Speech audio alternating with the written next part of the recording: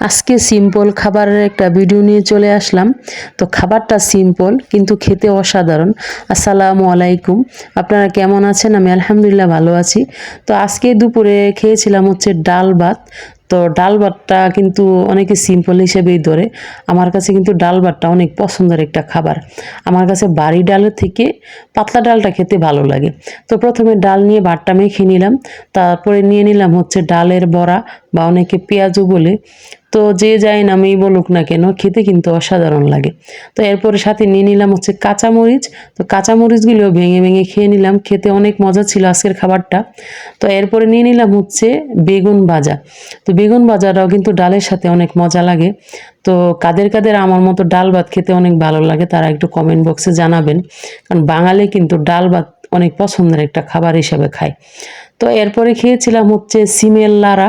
আমার শ্বশুরবাড়িতে এটা সিমের লাড়া বলে, আবার কেউ কেউ সিমের ঘাটি বলে। তো জানি না কে কোন নামে বলেন। তো এটার যদি রেসিপি চান তাহলে আমাকে কমেন্ট বক্সে জানাবেন, তা আমি এটার রেসিপি দিয়ে দিব। তো এটাই খেয়েছিলাম আলহামদুলিল্লাহ, তৃতীয় প্লেট অর্থাৎ শেষ প্লেটে। তো আজকে দুপুরে খাবারটা অনেক সিম্পল ছিল আলহামদুলিল্লাহ।